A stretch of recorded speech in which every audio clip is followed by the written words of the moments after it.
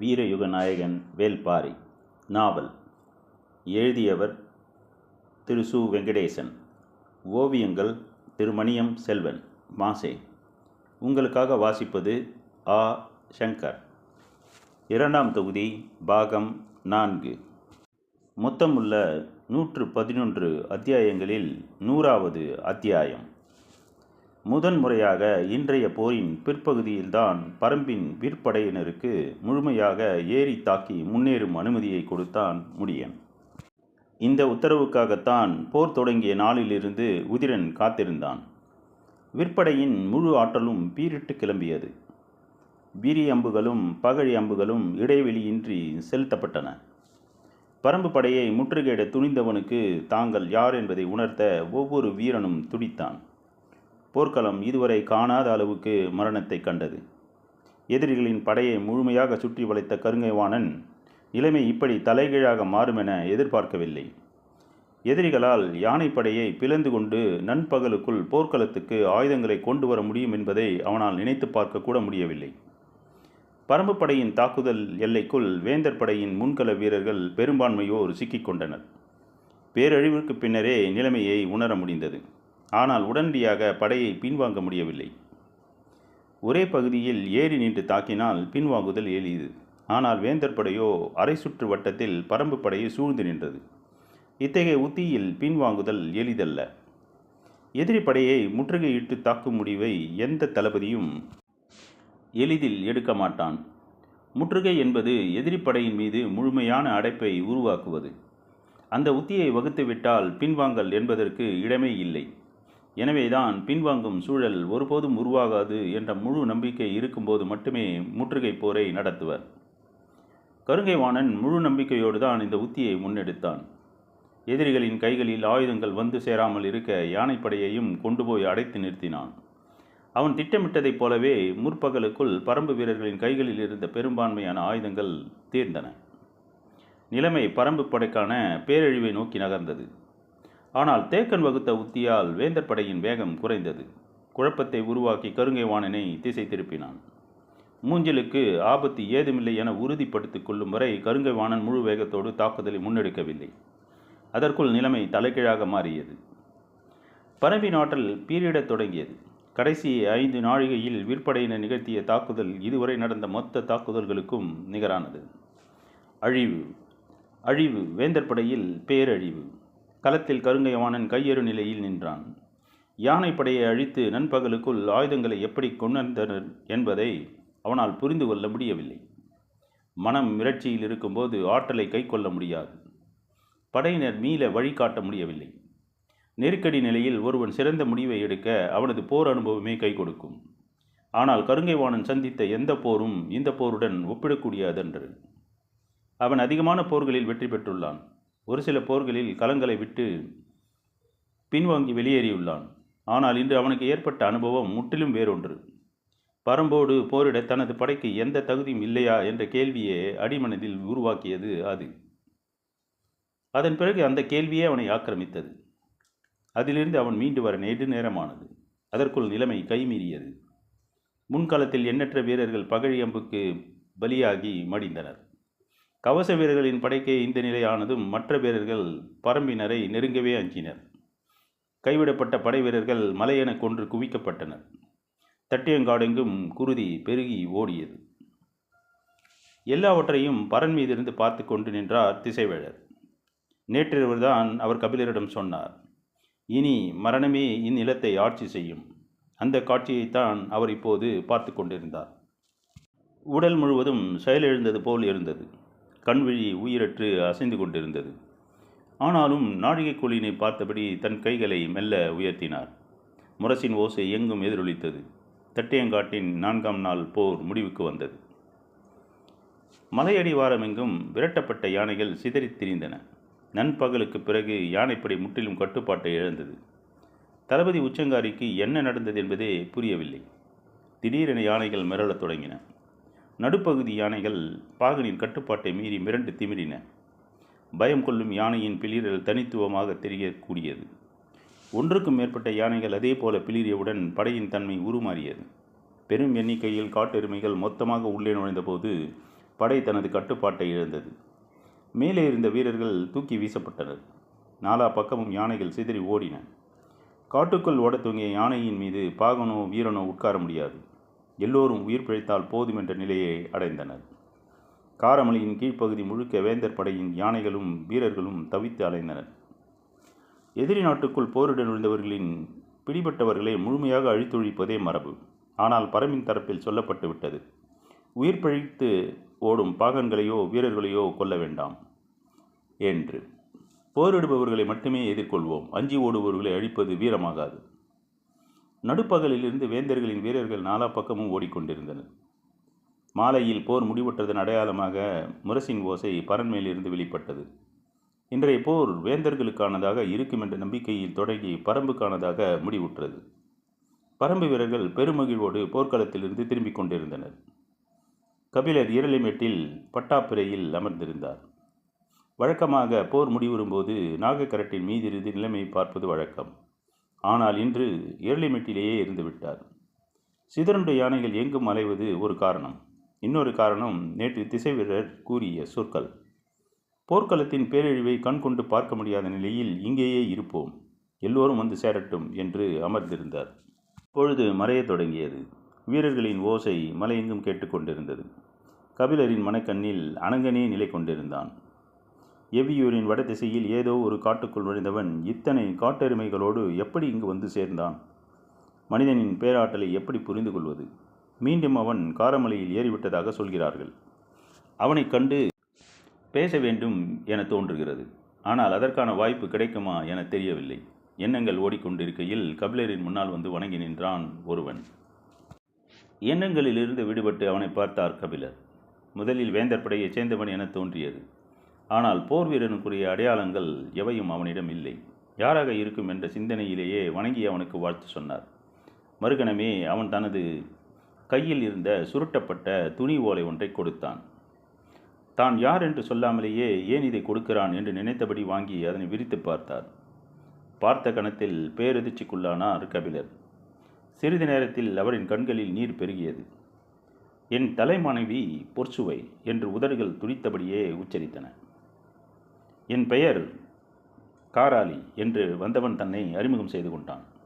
தான் வெங்கல் நாட்டைச் சேர்ந்தவன் என்றும் போரில் ஈடுபடாத 6 ஊர்களில் ஒன்றைச் சேர்ந்தவன் என்றும் தன்னை பற்றி கூறினான். அவன் வரைந்த ஓவியம்தான் அது. அவளே திரைச்சலைக்கு பின்னால் நின்று பார்ப்பது போல் இருந்தது. ஓவியத்தை விட்டு கபிலரின் பார்வை நகரவில்லை. உள்ளுக்குள் எண்ணங்கள் பீரிட்டு கொண்டிருந்தன. காராளியின் சொற்களை மனம் பெரிதாக கவனம் கொள்ளவில்லை. சற்றே அவசரத்தோடு காராளி தொடங்கினான். இளவரசி உங்களை காண வேண்டுமென காத்திருக்கிறார். அதற்கு உங்களின் அனுமதி வேண்டி வந்தேன். காராளியின் சொல் கேட்டு திடுக்கிட்டார் கபிலர். இந்த போர்ச்சூழலில் அவர் ஏன் என்னை காண வேண்டும்? காராளியிடம் பதில் இல்லை. சற்று நேரம் கழித்து போர் முடிவுற்றவுடன் காணலாம் என்று சொல். இல்லை ஐயா, அவர் உங்களை காண விரும்புவதே போர் குறித்து பேசத்தானாம். போர் தொடங்கும் முன்பே உங்களிடம் அழைத்து போகச் சொன்னார். நானும் கடந்த 5 நாட்களாக பெருமுயற்சி செய்து வருகிறேன். அதற்கான வாய்ப்பே கிட்டவில்லை. இன்று நடுப்பகலுக்கு பிறகுதான் வாய்ப்பு கிட்டியது. எப்படி என்று கேட்பதைப் போல இருந்தது கபிலரின் பார்வை. நடுப்பகலுக்கு பிறகு வேந்தர்களின் யானைப்படை சிதறி ஓடியது. காடெங்கும் வேந்தர் படையின் வீரர்கள் உயிர் பிழைக்க இங்கும் அங்குமாக ஓடிக்கொண்டிருந்தார்கள். இதுதான் பொருத்தமான நேரம். இதை பயன்படுத்தி உள்ளே நுழைந்தால் யாரும் மையம் கொள்ள மாட்டார்கள் என்றுதான் இன்று வந்து சேர்ந்தேன் என்றான். அவனது அக்கறையும் அறிவு கூர்மையும் கபிலரை ஈர்த்தன. ஆனாலும் தயக்கத்துடனே, இந்த சூழலில் இங்கு வருவது அவருக்கு ஆபத்தாக அமைந்து விடாதா? ஓர் ஆபத்தும் வராது. நிலைமை குழப்பத்தில் இருக்கும்போதே அவரை அழைத்து வருதல் சிறந்தது. யாருக்கும் எந்தவித ஐயமும் வராது என்றான். தேக்கனிடமோ முடியனிடமோ கலந்து பேசிவிட்டு சொல்லலாம் என்று முடிவு செய்தார். வழக்கமாக அவர்கள் வந்து சேரும் நேரம் கடந்துவிட்டது. ஆனாலும் இருவரும் வந்து சேரவில்லை. காராளியோ பொழுதாகி கொண்டிருப்பதால் சற்று பதற்றத்தோடு இருந்தான். அப்போது இரளிமேட்டின் குகை பகுதியிலிருந்து வேகமாக கீழிறங்கிக் கொண்டிருந்தான் இரவாதன். அவனை பார்த்து தேக்கனும் முடியனும் ஏன் இன்னும் வந்து சேரவில்லை என்று சத்தம் போட்டு கேட்டார் கபிலர். தேக்கனுக்கு சற்று ஓய்வு தேவைப்படுவதால் இங்கு வரவில்லை. அவருக்கான குடிலிலேயே தங்கிவிட்டார். அவரை கண்டு பேசுவதற்காக முடியன் அங்கு போயுள்ளார். அவர்கள் இருவரையும் பார்க்கத்தான் நான் போகிறேன். எதுவும் சொல்ல வேண்டுமா என்று கேட்டுக்கொண்டே நடந்தான் இரவாதன். அவசர வேலையாக போய்க் கொண்டிருக்கிறான் என்று சிந்தித்த கபிலர், இல்லை, வந்தவுடன் நேரில் பேசிக்கொள்கிறேன் என்றார். என்ன முடிவெடுப்பது என தெரியவில்லை. குழப்பம் சற்று அதிகமானது. காராளியின் பதற்றமும் அதிகமானது. நான் விரைந்து போய் சேர வேண்டும். அப்போதுதான் இரவுக்குள் இளவரசிக்கு செய்தி சொல்ல முடியும் என்று வற்புறுத்தி கேட்டான். மீண்டும் அவனை கூர்ந்து பார்த்தார் கபிலர். நாளையோ நாளை மறுநாளோ இதே பொழுதில் அழைத்து வருகிறேன், அனுமதி கொடுங்கள் ஐயா என்றான். மனம் முடிவெடுக்க முடியாமல் குழம்பிய நிலையில் தலையை மட்டும் சம்மதித்து அசைத்தது. கால் தொட்டு வணங்கி விடைபெற்றான் காராளி. தட்டியங்காட்டின் பேரழிவுக்கு முன் செய்வதறியாது நின்றிருந்தான் கருங்கைவாணன். பொழுது மங்கி இருள் சூழ்ந்தது. தீப்பந்தங்களோடு உடல்களை அப்புறப்படுத்தும் வேலையில் கணக்கற்றோர் ஈடுபட்டனர். எங்கும் மரணத்தின் பேரோலம். ஈடுபடும் குரல்கள் உயிரை உதற முடியாமல் துடித்து தவித்தன. கருங்கைவாணனால் கூடாரத்துக்குள் இருக்கவும் முடியவில்லை, வெளியில் வந்து நிற்கவும் முடியவில்லை. தலைமை தளபதியின் போர் உத்தி தோல்வியடைந்ததால் ஏற்படும் இழப்புகள் எவ்வளவு கொடியவை என்பதை இன்றைய போர்க்களம் உணர்த்தி கொண்டிருந்தது. யானைப்படை தளபதி உச்சங்காரி என்ன ஆனான் என்ற செய்தி இதுவரை கிட்டவில்லை. யானைப்படை எப்படி நடுப்பொழுதுக்குள் கலைத்தனர் என்பது புரியவில்லை. காட்டெருமைகள் யானைப்படைக்குள் நுழைந்த இடத்தை பார்த்த வீரர்கள் யாரும் உயிரோடு இல்லை. முன்னும் பின்னுமாக இருந்த யாருக்கும் என்ன நடந்தது என்பது விளங்கவில்லை. பெருந்தாக்குதல் படையை சிதறடிச் செய்துவிட்டார்கள் என்பது புரிந்தது. கருங்கைவாணன் குழம்பி தவித்து வேதனையில் மூழ்கி கொண்டிருந்தான். வழக்கமாக வேந்தர்கள் கூடி பேசும் நேரம் நெருங்கிவிட்டது. ஆனால் யாரும் இன்னும் மைய கூடாரத்துக்கு வந்து சேரவில்லை. வேந்தர்களைக் கண்டு என்ன சொல்லப் போகிறோம் என்பது புரியவில்லை. கருங்கைவாணன் வாழ்வில் இவ்வளவு மோசமான இழப்பு எந்த ஒரு போர்க்காலத்திலும் அவனுக்கு ஏற்பட்டதில்லை. ஏறக்குறைய கையேறு நிலையில் அவன் நின்றான். வேந்தர்கள் ஏன் இன்னும் தங்களின் கூடாரங்களை விட்டு மைய கூடாரத்திற்கு வராமல் இருக்கின்றனர் என்பதும் அவனுக்கு புரியவில்லை. குழப்பத்தோடையே உட்கார்ந்திருந்தான். மூவேந்தர்களும் தங்களின் படைகளுக்கு ஏற்பட்ட பாதிப்பை பற்றிய முழுமையான செய்தியை அறிந்து கொண்ட பிறகு கூடாரத்துக்கு வரலாம் என காத்திருந்தனர். ஏற்பட்டுள்ளது பேரிழப்பு. போர்க்களத்தில் இருந்து எண்ணிலடங்காத பிணங்களை வெளியேற்ற வேண்டியிருந்தது. எண்ணிக்கையை கண்டறிவது இரவுக்குள் இயலாது என்று அமைச்சர்கள் தரப்பில் தெரிவிக்கப்பட்டது. போரின் போக்கு பற்றி உதயஞ்சேரலுக்கு மறுசிந்தனை உருவாகத் தொடங்கியது. பாண்டிய நம்பி பெரும்படையோடு களம் புகுந்தது சரியா என்ற கேள்வி மேலெழுந்தது. இந்த கேள்விக்கு அடிப்படை காரணம் பரம்பு வீரர்கள் ஒரே நேரத்தில் முற்றுகையை தகர்த்து அளவில்லாத இழப்பை உருவாக்கியதும் யானைப்படையை சிதறடித்ததும் தான். பரம்பு படைக்கு இதைவிட பெரிய நெருக்கடியை இனி கொடுத்து விட முடியாது. எனவே இந்த போரின் போக்கு தனக்கான வெற்றி வாய்ப்பை இழக்கத் தொடங்கிவிட்டது என அவன் எண்ணினான். அப்போது கூடாரத்துக்குள் வந்த பணியால் சொன்னான், சோழ பேரரசர் தங்களை காண காத்திருக்கிறார் என்று. தன்னைப் போல நம்பிக்கை இழந்த நிலையில் அடுத்து என்ன செய்யலாம் என்பதை பற்றி பேச செங்கன சோழன் வந்திருப்பான் என நினைத்தான் உதயஞ்சேரல். ஆனால் உள்ளே வந்தவனின் முகத்தில் மகிழ்ச்சி தெரிந்தது. உதயஞ்சேரலுக்கு புரியவில்லை. வந்ததும் 3 குலை சாய்த்துவிட்டு இருக்கையில் அமர்ந்தபடி செங்கன சோழன் சொன்னான், எல்லாம் நன்றபடியாக முடிந்தது. உதயஞ்சேரலுக்கு புரியவில்லை. முகத்தில் குழப்பமே மிஞ்சியது. அதை உணர்ந்தவாறு செங்கன சோழன் கூறினான், ஈங்கையனிடம் பேசிக்கொண்டிருந்தோம் என்று சொன்னேன் அல்லவா, அது நல்லபடியாக முடிந்தது. உதயஞ்சேரலுக்கு உயிர் வந்தது போல் இருந்தது. உண்மையாகவா? நீங்கள் சொல்வதை செய்ய ஒப்புக்கொண்டு விட்டானா என்று வேகமாகவும் உணர்ச்சி வசப்பட்டும் கேட்டான். ஆம் என்று தலையசைத்தான் செங்கன சோழன். அதன் பிறகு உரையாடல் தொடரவில்லை. அமைதி நீடித்தது. என்ன நடந்தது என்று அவன் சொல்வான் என காத்திருந்தான் உதயஞ்சேரல். சற்று நேரத்திற்கு பிறகு செங்கன சோழன் சொன்னான், நாளை இரவு பாரி 10ஆம் குகையில் தங்குகிறான். அங்கே ஈங்கையனின் காவல். உதயஞ்சேரலுக்கு புரிய வேண்டியது புரிந்தது. எழுந்து போய் அவனை கட்டி அணைத்து கொண்டான். மையக்கூடாரத்தில் வேந்தர்கள் கூடினர். கருங்கைவாணனோடு சேர்த்து மையூர்கிழாரையும் அழைத்திருந்தனர். இருவரும் வந்து சேர்வதற்குள்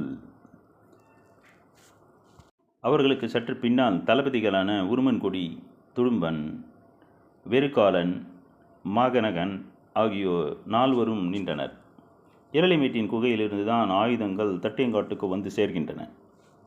இரளிமேட்டுக்கும் நாகக்கரட்டுக்கும் நடுவில் இருக்கும் பள்ளத்தாக்கு மிக குறுகியது.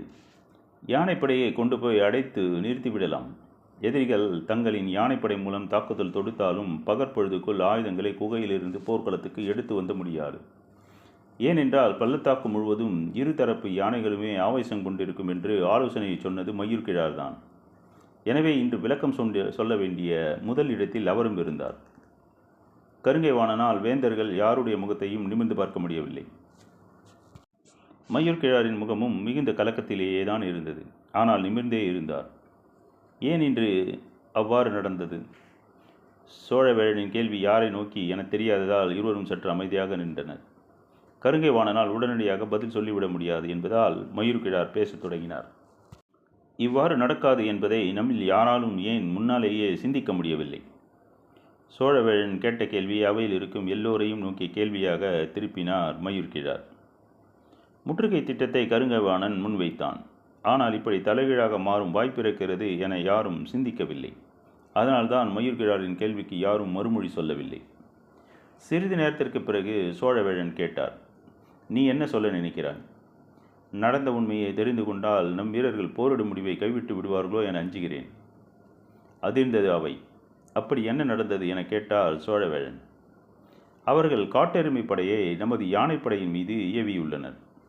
அதனால்தான் நம் யானைகள் போரிடாமலேயே சிதறி ஓடி இருக்கின்றன. காட்டெருமை படையா? அவையில் இருந்த தளபதிகள் பலரும் நடுக்குற்று மீண்டனர். நேரம் கடந்து சற்றே குறைந்த குரலில் புதிய வெப்பன் சொன்னான், நம்பும்படியாக இல்லையே. நம்மால் நம்பவே முடியாத ஆற்றல் எதிரிகளிடம் உள்ளது என்றுதானே தலைமை தளபதி முதலில் இருந்து சொல்லிக் கொண்டிருக்கிறார். கருங்கைவாணனுக்கு மூச்சு வந்தது. தான் தொடர்ச்சியாக சொல்லி வந்ததை இன்னொருவர் வலியுறுத்தி பேசுவது, அதுவும் இப்படி ஒரு நெருக்கடியான நிலத்தில் பேசுவது சற்று ஆறுதலை தந்தது. நீங்கள் என்ன சொல்ல வருகிறீர்கள் என கேட்டான் உதயஞ்சேரல். இப்போரை இப்படி நடத்தினால் வெல்ல முடியாது. ஏன்? ஏனென்றால் இப்போர் பாரிக்கு எதிராக நடைபெறுகிறது. பாரிக்கு எதிராகத்தான் நடைபெறுகிறது. அதை யாரும் மறுக்கவில்லையே. மறுக்கவில்லை. ஆனால் உங்களுக்கு அது புரியவில்லை. வேந்தர்களின் முன்னால் மயூர்கிழாரின் பேச்சு மிக துணிச்சலாக இருந்தது. ஏற்பட்டுள்ள பேரிழப்பு இது போன்ற பேச்சுக்கான இடத்தை இயல்பாக உருவாக்கியது. என்ன புரியவில்லை என நினைக்கிறாய் என கேட்டார் சோழவேழன். நேற்று எதிரிகள் காற்றை கொண்டு அம்பெய்தி பெரும் பாதிப்பை உருவாக்கினர். அது எப்படி என்று இன்னும் புரியவில்லை. இன்றோ காட்டெருமை படையை கொண்டு தாக்கியுள்ளனர். இதுவும் எப்படி என்று புரியவில்லை. நாளை அவர்கள் நடத்தப்போகும் தாக்குதலும் புரியப் போவதில்லை.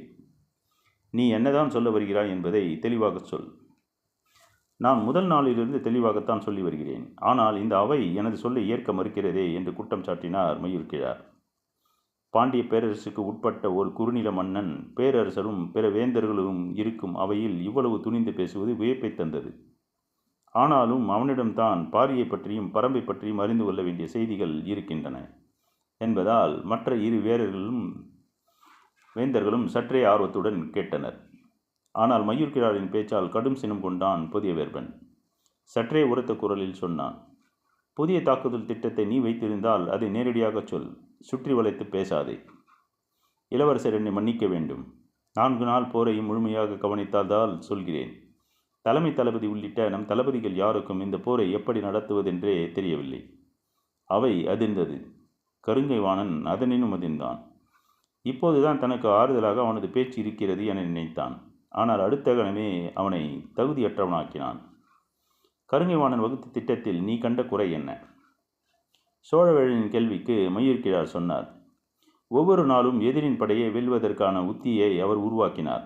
அது முற்றிலும் தவறு. என்ன உளறுகிறாய்? எதிரின் படையை வெல்வதற்காகத்தானே போர் நடக்கிறது. அதை செய்வதற்கு உத்தியை உருவாக்குவதில் தவறென்று இருக்க முடியும். எதிரி படையை வெல்வது நமது இறுதி இலக்கு. ஆனால் ஒவ்வொரு நாள் போரிலும் இறுதி இலக்குக்கான உத்தியை உருவாக்கக்கூடாது. அவையில் ஆழ்ந்த கவனிப்பு மயூர்கிழாரின் சொல்லின் மேல் குவிய தொடங்கியது. மயூர்கிழார் தொடர்ந்து சொன்னார், இந்த போர் பாரிக்கு எதிரானது. ஆனால் இன்று வரை அவன் போர்க்களத்துக்கே வரவில்லை. அவன் எங்கே இருக்கிறான் என்றே தெரியாது. பிறகு எப்படி இந்த போர்க்களத்தை நம்மால் வெற்றி கொள்ள முடியும்? அவையின் அமைதி மேலும் அடர்த்தி கொண்டது. அவன் மிக உயரமான இடத்திலிருந்து இந்த போரை வழிநடத்துகிறான். நமது படையின் ஒவ்வொரு நகர்வையும் அவனால் தெளிவாக பார்க்க முடிகிறது. அடுத்த நகர்வை அவனால் உணர முடிகிறது. நாம் செய்வதையும் செய்யப்போவதையும் அவன் எளிதில் கணிக்கிறான். நாம் அவனது கால்களுக்கு அடியிலிருந்து சண்டை போட்டு கொண்டிருக்கிறோம். அவனோ நமது தலைக்கு மேலிருந்து தாக்குதலை வழி நடத்துகிறான். காற்றையும் காட்டெருமையையும் பயன்படுத்தியது போரிட்டு கொண்டிருக்கும் அவர்களின் தளபதிகள் எடுத்த முடிவல்ல. இன்னும் சொல்லப்போனால் இப்படிப்பட்ட முடிவுகள் எடுக்கப்படக்கூடும் என்பது கூட அவர்களுக்கு தெரிந்திருக்க வாய்ப்பில்லை. பாரி மலையின் மாமனிதன், உருளும் கற்களை வீசும் காற்றையும் பயன்படுத்த தெரிந்த பேரறிவாளன். அவனோடு போரிட்டு கொண்டிருக்கும் நம் தளபதிகளோ வாளையும் வேலையும் நம்பி போரிட்டு கொண்டிருக்கிறார்கள். அவை அதிர்ச்சி மேல் அதிர்ச்சி கொண்டு உரைநிலை அடையத் தொடங்கியது. குலசேகர பாண்டியன் எதுவும் சொல்லாமல் மையூர் கிழாரையே கூர்ந்து பார்த்து கொண்டிருந்தான். மற்றவர்களோ ஒருவர் முகத்தை இன்னொருவர் பார்த்து கொள்ள முடியாத நிலையில் அமைதி கொண்டிருந்தனர். மையூர் கிழாரோ வேகம் குறையாமல் தொடர்ந்தார். 2ஆம் நாள் போரிலேயே தேக்கனை வெட்டி எறியும் வாய்ப்பு கிட்டியது. அதை தலைமை தளபதி தவறவிட்டார். அன்று அது நடந்திருந்தால் போரின் போக்கே மாறியிருக்கும். அதனால்தான் நான் முதலிலேயே சொன்னேன், நமது உத்தி தேக்கனுக்கும் முடியனுக்குமானதாக இருந்திருக்க வேண்டும். ஆனால் அது தளபதிகளுக்கு புரியவில்லை. வேற்றூர் பழையனை விரட்டி கொண்டு காட்டுக்குள் போகாதீர்கள் என்று கத்தினேன். அதை பொருட்டாகவே அவர்கள் நினைக்கவில்லை. இப்படித்தான் இந்த போர்க்களத்தில் ஒவ்வொரு நாளும் நடக்கிறது. கருங்கை வாணனையும் மற்ற தளபதிகளையும் நேரடியாக தாக்கி குற்றம் சாட்டின மையூர் கிழாரின் சொற்கள். ஆனால் அவற்றில் எதையும் அவர்களால் மறுக்க முடியாது. நேற்று அதே அவையில் சோழவேழன் பேசியது சினம் கொண்டு மறுத்துரைத்துதான் கருங்கை வாணன். ஆனால் இன்று அதன் தலைகீழ் நிலை நடந்து கொண்டிருக்கிறது. வேந்தர்களுக்கு முன்னால் தளபதிகளின் தவறுகளையும் செயலின்மையையும் வெளிப்படையாக எடுத்து கூறினார் மையூர் கிழார். நான் இக்கணத்தில் என் மகன் இளமாறன் உயிரோடியிலேயே என வேதனைப்படுகிறேன். தட்டியங்காட்டையும் நாகக்கரட்டையும் எரளிமெட்டையும் அவன் அளவுக்கு அறிந்தவர்கள் யாரும் இருக்க மாட்டார்கள். இவ்வளவு பெரும் படையோடு மூவேந்தர்களும் அணிவகுத்து நிற்கும் இந்த போர்க்களத்தில் அவன் நின்றிருப்பேயானால் பரம்பின் கதறலை இந்நேரம் நாம் கேட்டுக்கொண்டிருப்போம். இப்போதோ நமது கதறலை அவர்கள் கேட்டுக்கொண்டிருக்கிறார்கள். இவன் கூறுவதை எதிர்கொள்வதற்கான சொல்லே யாருக்கும் சிக்கவில்லை. பாரி ஏற்படுத்திய பேரழிவை தனக்கான முழு வாய்ப்பாக பயன்படுத்திக் கொள்கிறான். அதே நேரம் தனது விசுவாசத்தை வலிமையாக நிலைநிறுத்துகிறான். இவன் நோக்கம்தான் என்னவென்பது கருங்கை வாணனுக்கு பிடிபடவில்லை. சரி, இப்போது என்ன செய்ய வேண்டும் என நினைக்கிறாய்? கேள்வி சோழவேழனிடமிருந்து வந்தது. பாரியை உடனடியாக போர்க்களத்துக்கு வரவழைக்க வேண்டும். நீண்ட நேர அமைதியை உடைத்து வெளிவந்தது புதிய வெர்பனின் குரல். நாளைய போர்க்களத்தில் தேக்கனையோ முடியனையோ வெட்டி சாய்க்கும் உத்தியை தளபதி இந்த அவைக்கு தர வேண்டும். உண்மையில் தன்னை சுற்றி என்ன நடக்கிறது என்பதை கருங்கை வாணனால் புரிந்து கொள்ள முடியவில்லை.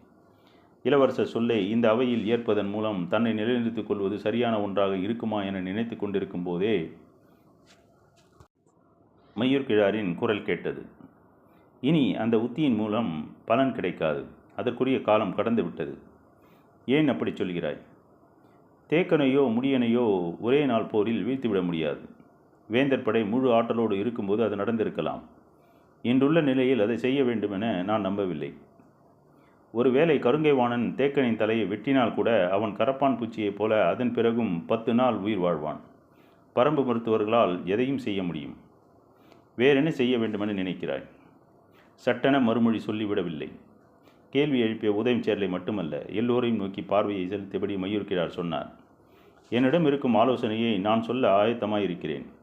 அதை நீங்கள் ஏற்பீர்களா என்பது ஐயமே. ஏன் ஐயம் கொள்கிறாய்? துணிந்து சொல். பொருத்தமுடையதென்றால் ஏற்போம். சோழவேழனின் சொல்லி நின்று கொண்டு மையூர் கிழார் சொன்னார். காலையில் போர் தொடங்கும்போது பரம்பின் திசை நோக்கி நீலனின் தலையை வெட்டி வீச வேண்டும். அடுத்த பொழுதுக்குள் களம் வந்து நிற்பான் பாரி. பதறியது அவை. துடித்தெழுந்தான் உதயஞ்சேரல். உனது ஆலோசனை பைத்தியக்கரத்தானமானது. எதிரியை வீழ்த்த அவனது வலிமையை குறைக்க வேண்டுமே ஒழிய ஆவசியத்தை பெருக்கக்கூடாது. செங்கன சோழனும் அதே சீற்றத்தை வெளிப்படுத்தினான். பாரியை வரவழைப்பதை விட முக்கியமானது அவனை வெற்றி கொள்வது. அதற்கான தெளிவான திட்டம் இல்லாமல் அதை செய்வது அறிவுடைமையாகாது. தூண்டில் முல்லை வீசுவதற்கும் கொலைவாளை வீசுவதற்கும் வேறுபாடு தெரியாதவனை முட்டாள் என்றுதான் சொல்ல வேண்டும் என்றான் சோழவேழன். சற்றும் பின்வாங்கவில்லை மையூர் கிழார். எனக்கு தெரியும், நீங்கள் இதை ஒப்புக்கொள்ள மாட்டீர்கள் என்று. தீரா பகையும் வஞ்சினமும் இருக்கும் ஒருவனால் மட்டுமே இந்த செயலை செய்ய முடியும். எதிரியை வெட்டி வீழ்த்த நினைக்கும் தளபதிகளை வைத்துக்கொண்டு போரிடத்தான் முடியும். போர்க்களத்தில் எல்லோரும் தான் போரிடுவார்கள்.